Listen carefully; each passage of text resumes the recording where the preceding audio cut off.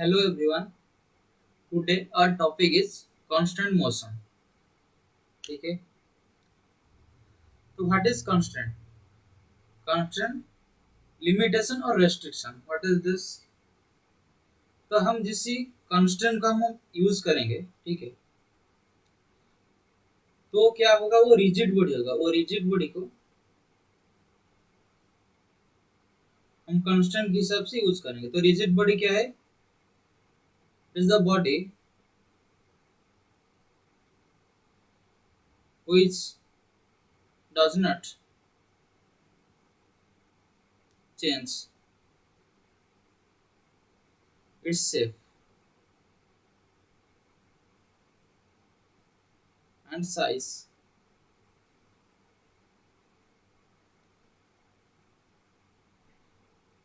by applying of external force.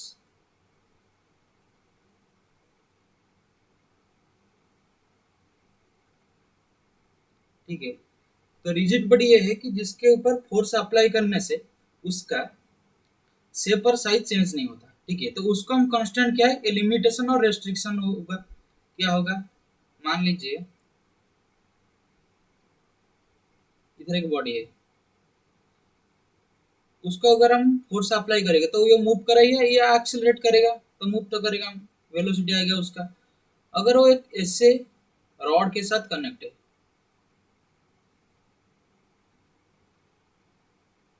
और rod एक fix वाल के साथ कनेक्ट है, ठीक है, तो ये रॉड क्या है,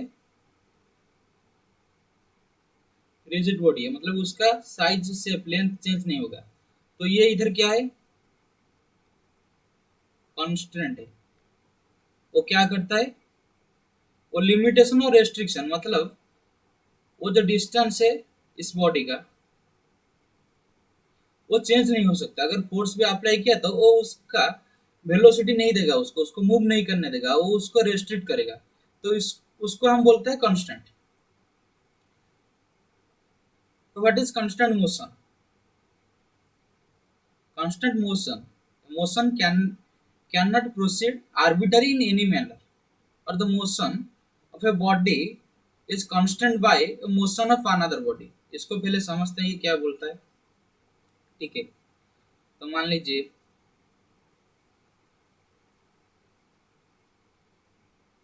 जैसे एक बॉडी है, वो एक रॉड के साथ कनेक्ट हुआ है दूसरे बॉडी के साथ.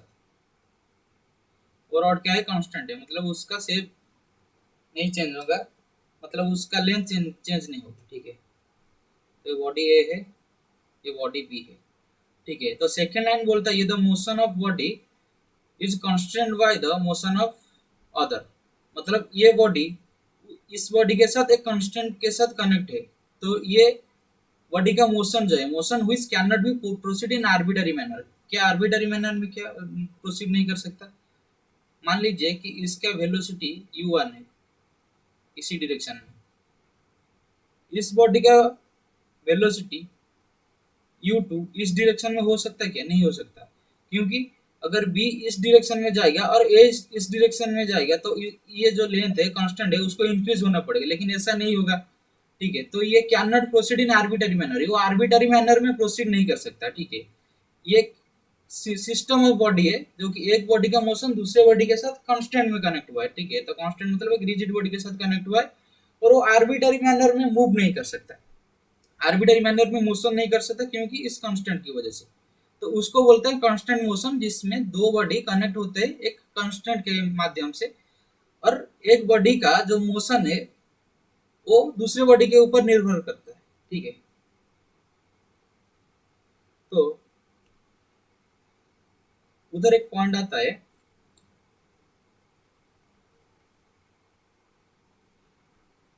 Constant relation. कांस्टेंट रिलेशन क्या क्या है? It is the equation showing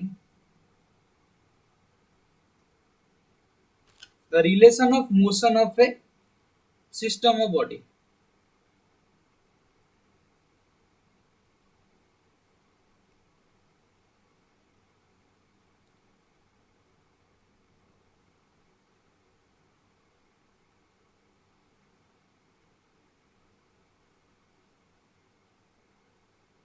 system of body in which motion of one body is constant.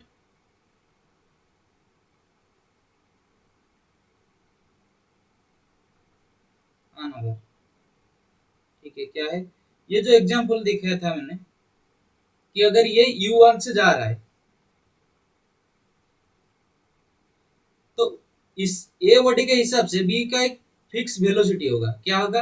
अगर वो u1 से जा रहा है तो u1 वो भी u1 वेलोसिटी से इधर से ही जाएगा। तो ये जो दोनों के मोशन के जो वेलोसिटी के अंदर रिलेशन है उसको बोलते हैं कांस्टेंट रिलेशन। क्या कांस्टेंट रिलेशन? मतलब उसका मोशन इसके वजह से ये क्या होगा, मतलब वो इसका बी बॉडी का मोशन और ए बॉडी का मोशन अगर तीन चार बॉडी है तो सबका अंदर जो मोशन है उसका रिलेशन कैसा होगा। ठीक है, तो मोशन है मतलब किस किस का टर्म टर्म है। इट इज मे बी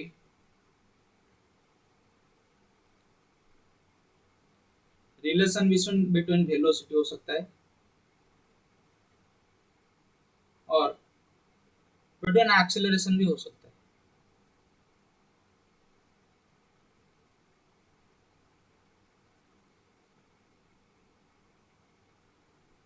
ठीक है, तो एक सिंपल एग्जांपल ले लेते हैं।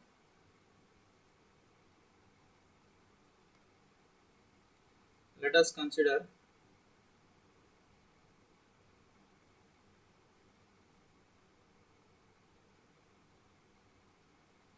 एक पुली है,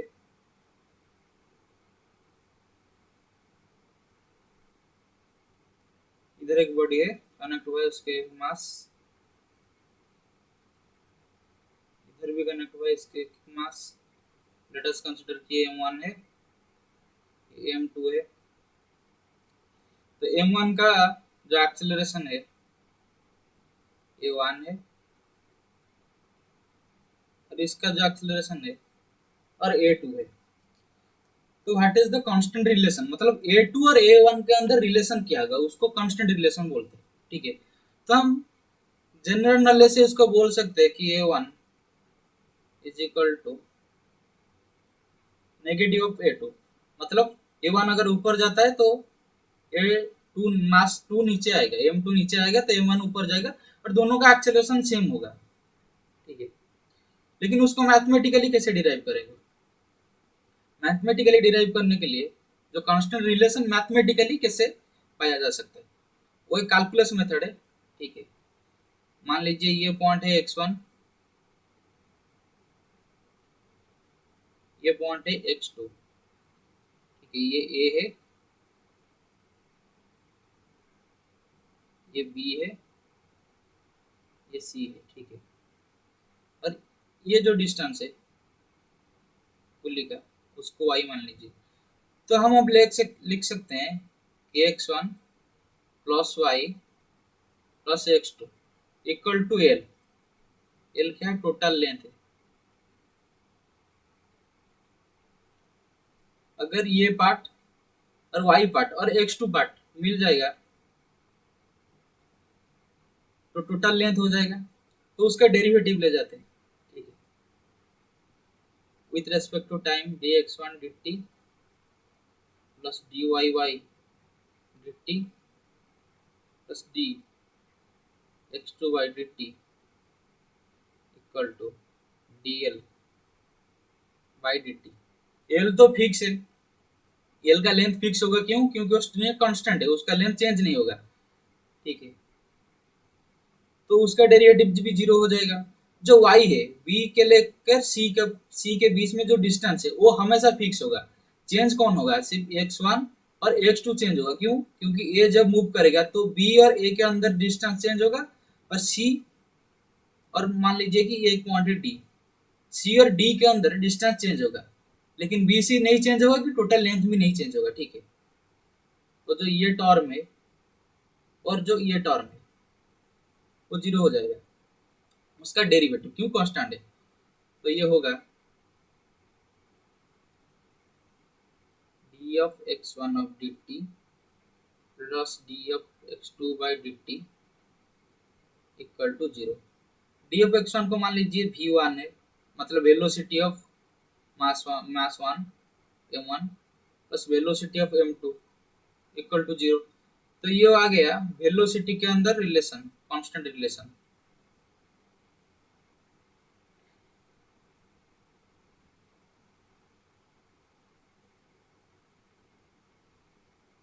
relation between velocity.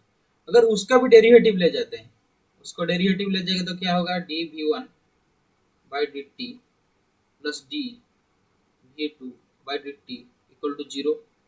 That implies A one plus A two equal to zero. ये आ गया एक्सेलरेशन के रिलेशन। कौन से रिलेशन, कांस्टेंट रिलेशन। तो ये है कैलकुलस मेथड। हम a1 और a2 के रिलेशन इससे कॉमन सेंस पे पता लगा सकते हैं कि a1 जिधर जाएगा a2 का भी मैग्नीट्यूड उतना होगा, बस डायरेक्शन अपोजिट होगा। वही इधर भी आ गया, ठीक है। a1 जो है माइनस ऑफ a2 होगा। ये है कैलकुलस मेथड, उसको डिराइव करने के लिए। और एक क्वेश्चन देखेंगे और उसको अच्छे से करने के लिए कोशिश करेंगे, समझने के लिए कोशिश करेंगे, ठीक है। तो मान लीजिए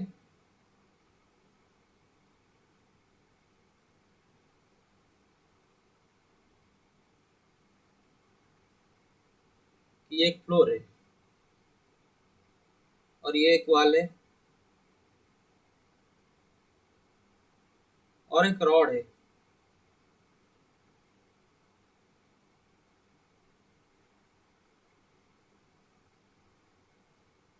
ये पॉइंट बी है, ये पॉइंट ए है।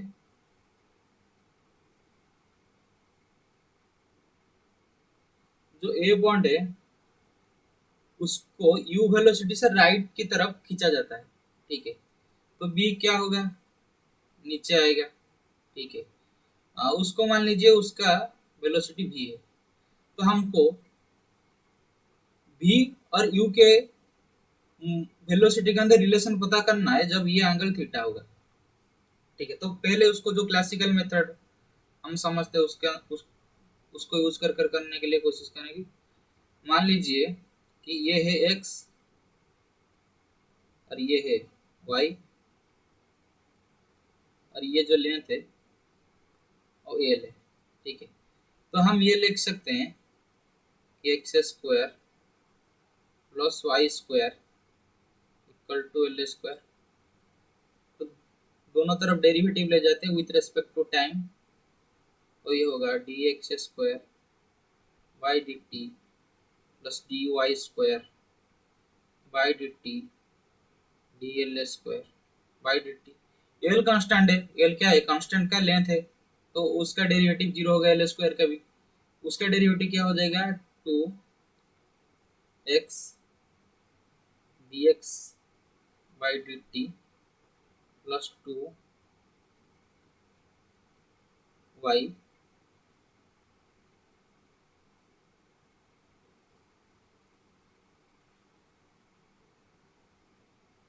To Y D Y by D T equal to zero. D X by D T क्या है, बी है। कि बी कितने टाइम की रेस्पेक्ट में कितने जोर से चेंज हो रहा है उसका डिस्टेंस, तो उसको वेलोसिटी बोलते हैं v। और y जो है उसका रेट ऑफ चेंज क्या है, u है, ठीक है। अगर उसको dx by D T v equal to dx by D T और u equal to dy by D T, उसको अगर इक्वेशन में पुट कर देंगे, ठीक है। तो क्या होगा,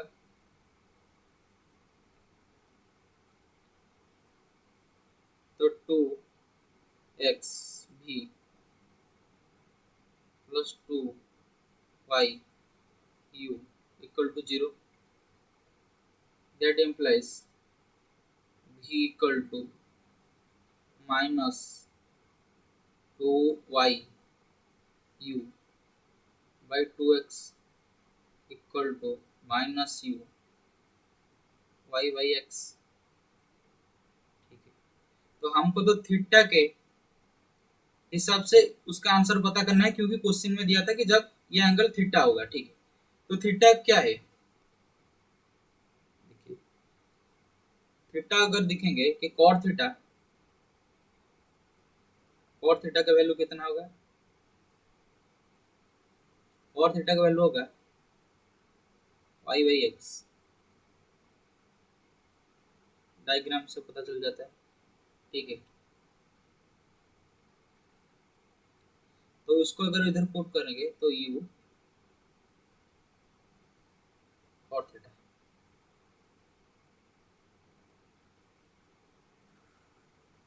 इधर क्या यूज हुआ कि y by X equal to cot theta, diagram से पता लग जाता है। ठीक है, तो ये है रिलेशन की वेलोसिटी के अंदर जो क्वेश्चन ने पूछा था। ठीक है, अगर उसको एक शॉर्टकट मेथड से करेंगे, ठीक है, दूसरी मेथड शॉर्टकट यूज करेंगे अभी, तो दूसरी एक मेथड शॉर्टकट यूज कर कर उसको सॉल्व करेंगे। तो शॉर्टकट यूज करने के लिए जो स्टेटमेंट है, जो प्रिंसिपल है, क्या है कि वेलोसिटी along constant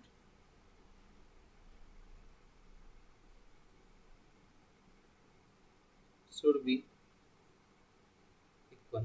ठीक है, तो उसको समझते हैं क्या velocity along constant should be equal। वही क्वेश्चन है कि वही फ्लोर है, वही वाल है,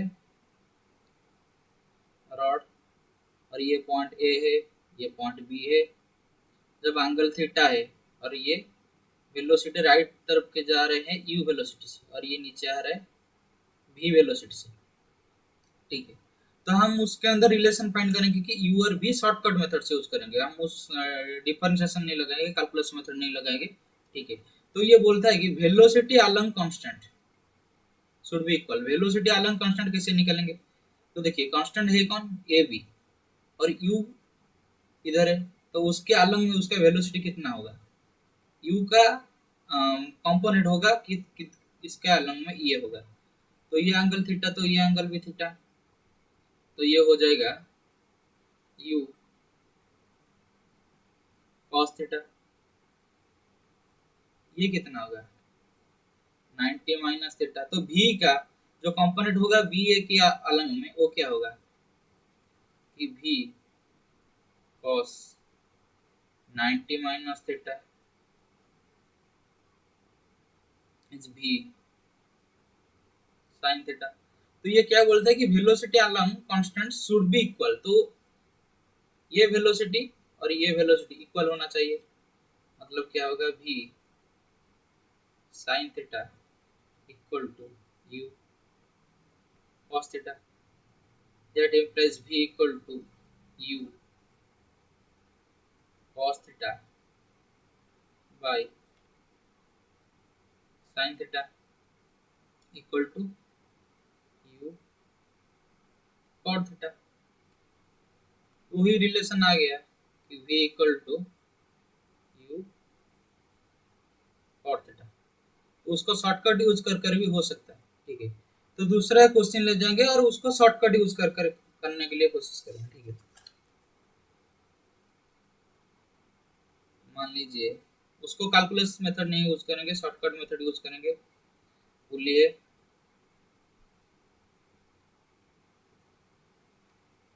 इधर एक ब्लॉक रखा हुआ है और ये इधर है। ठीक है, तो ये मास m1 है, ये मास m2 है, उसका वेलोसिटी है u, इसका वेलोसिटी है, ये इधर जाएगा तो ये ऊपर ही जाएगा, कॉमन सेंस से पता लग सकता है v। ठीक है, तो अगर v और u के अंदर रिलेशन पता करेंगे कि क्या होगा अगर ये जो एंगल है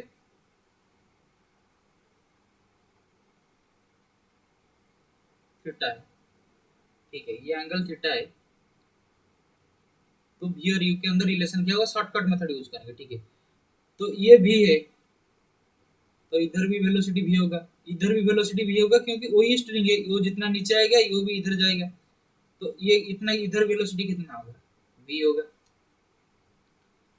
ये वेलोसिटी u इधर है, तो कंपोनेंट इसका अलोंग जो कंपोनेंट होगा कि कितना होगा, ये थीटा है तो u ये भी थीटा है, तो ये हो जाएगा u cos थीटा। तो हमने क्या बोला था कि वेलोसिटी अलोंग कांस्टेंट इक्वल होगा, तो क्या होगा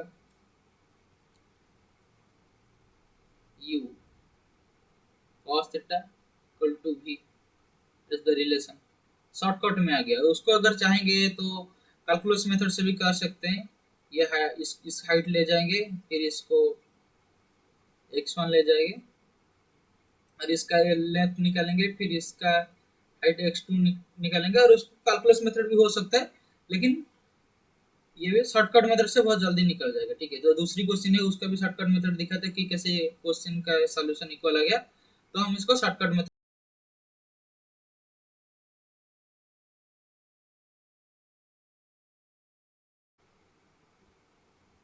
थैंक यू।